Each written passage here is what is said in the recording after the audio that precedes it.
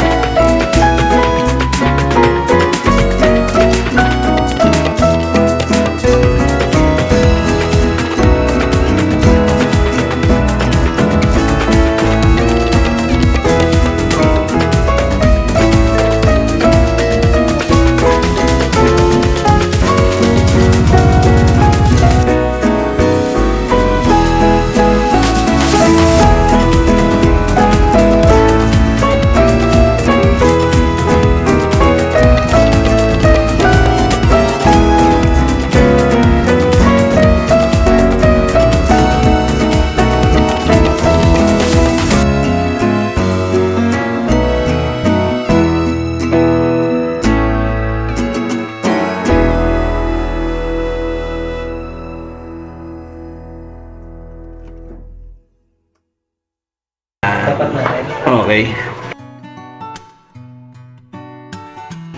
Yan, ang gagawin lang po natin is palalamigin muna ho natin itong kanyang motor compressor.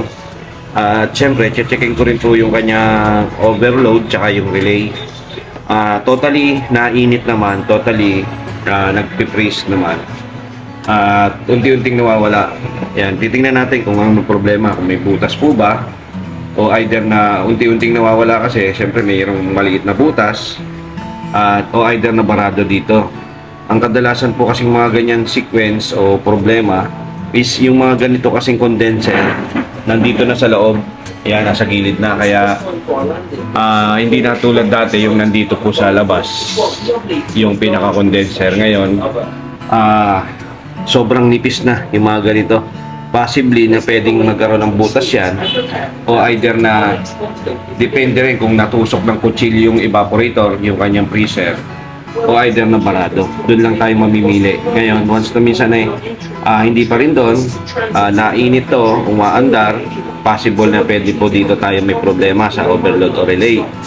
O either na minsan may problema is loss compressor na. Kaya ganon, tingnan natin. Bali ito guys, sasaksak ko na po siya ulit. Ayan mga katek. Bali, tingnan natin kung aandar. Ayan. Naugong siya. Tingnan natin kung nainit to. Okay. Bali ito guys, sinesting natin siya, namamatay po siya. Kaya hindi ko na siya tinuloy kasi nainit po ito kanyang motor compressor. Yan.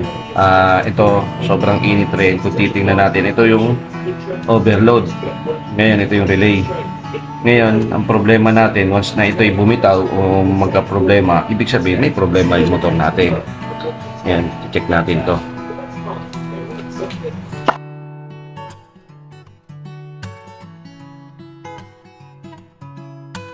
Yan, titingnan natin yung amperes natin. Dito tayo babatay.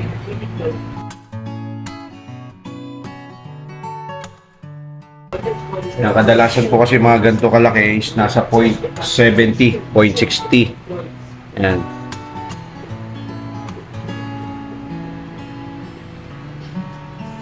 Okay. Yan. Nainit naman ho yung kanyang condenser. Yan. Titingnan natin kung dire-diretso na siya. Yan. Kadalasan kasi ang problema natin ito. Yan. Minsan kasi yung contact point nito is hindi na kumukontak ng maganda. Kaya nangyayari pag pumasok yung supply, possibly na pwedeng mag-spark sa loob. Akala natin tuloy-tuloy pero hindi na pala. Kaya yan, kung tingnan natin ay parang naluto na rito sa loob niya, rito sa gilid. Kasi dalawa po yung socket niya. Possibly na pwedeng dumikit dito kaya nag-init tong kanyang ayan maluwag na. Possible na ito ay umido na sa loob.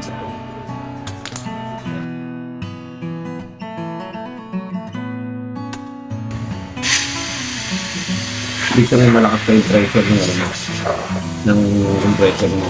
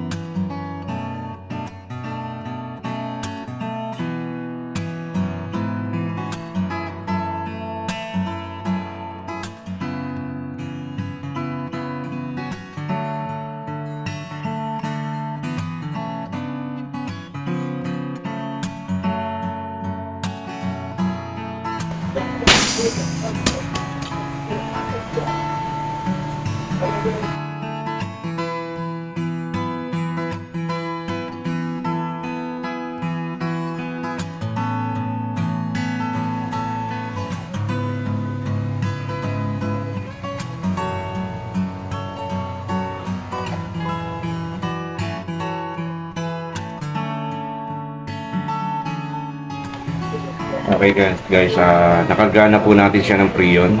Bali yan, nag-leak test muna tayo bago natin siya siyempre kargaan muli at saka saksak. Yan, bali so far wala naman po siyang mga tumatagas o sumisirit. Yan. Okay. Ngayon bali sasaksak ko siya. Yan. Titingnan natin yung aking gauge. Yan, unti-unti siyang bumababa. Yan. Sumisip-sip na siya. Okay. Yan. Pag unti-unti na siyang bumababa, ang gagawin natin is magkakarga na tayo.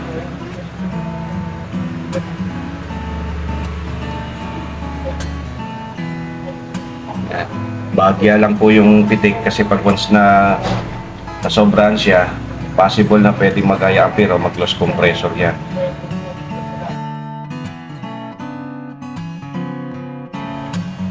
Yan.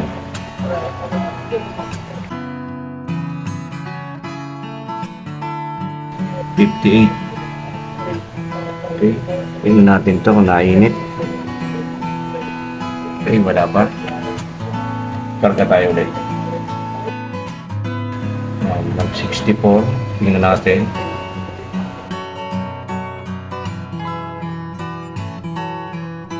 Bali yan. Kung titingnan natin yung ating gauge is nasa ano lang siya 0.5.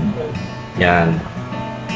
Ngayon hindi po muna siya papersahin na kargahan. Check muna natin kung magkakaroon siya ng pagbabago. Yan. Nasa 63. 0.63 yung ating amperahe. Yan. Yan, ngayon almost nasa na siya 0.67. Okay sir, anong napapansin niya? Pahawak po yung evaporator. Lumalamig po ba? Oo. Okay. Ngayon ito, nainit na yung pinakagilid niya. Okay? Yeah. Pag ang body niya kasi, pag hindi nainit, possible na hindi ko nalamig yun. Yan, tingnan natin, obserbahan na lang natin to ngayon. Yan. Wala po dito langis-langis nung umano, sir. Wala. Ito, kung nakikita nyo to, sir, parang umido. Kumbaga sa ano, kasi siyempre parang ano yan eh, bakal. Once na yan ay mabasa o either na ano, nagkakaroon ng umido yan. Yan. Tingnan natin kung ano. Yan, okay. Dumidikit na po. Yan, dumidikit na yung aking palad. Ibig sabihin, nag-ano na yung kanyang prion. Okay. Okay. Bali, yan, ulit-ulitin nyo lang mag-leak test kada 10 minutes o either na nagre-reprocess so kayo ng prion. Kailangan obserbahan nyo rin siyempre yung kanyang amperes tsaka yung kanyang yan, kung bumabagsak po yung kanyang PSI. Yan. Ngayon, kung titingnan natin yung natin is medyo mainit tong filter. Okay lang po yan. Yan, mainit na po yung gilid. Pag ganyan nung nainit tong body, ibig sabihin nag-ano na po yung kanyang prion. Yan, okay. Okay guys, ayan. Kung titingnan natin yung ating gauge is nasa ano na siya. Yan. 0.7. Yan. 0.7. Then yung ating amperes hindi nagbabago. Stable pa rin siya sa 63 amperes. Yan. So far wala pong leak. And tingnan natin ulit kung ano na. Almost 20 minutes. Tingnan natin kung anong response ng ngayon ito. Okay. Yan guys.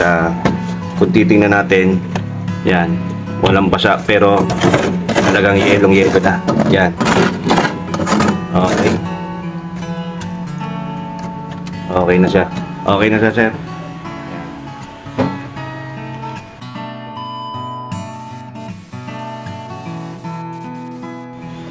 Okay guys, ito. Bali, natapos po natin itong isang kontura na isang rep. Bali, yun. Nagpapasalamat ako kay Sir Alvin Mark Gonzales. Yes, thank you. Ngayong araw na to nandito tayo ngayon sa Barangay Canlubang ng Manpil. Okay guys, nakatapos po tayo ng mission ngayong araw na to na isang rep. Bali, sa lahat po ng ating tigapanayam at walang sawang nanonood ng YouTube channel natin, yun po, thank you very much po sa inyo lahat. Sa bago lang po sa ating YouTube channel, huwag po natin kakalimutan na mag-subscribe. Brian P. Collector. Thank you. Hanggang dito na lang po. At maraming salamat, sir. Thank you. Hanggang dito lang. I got so motherfucking design on right now.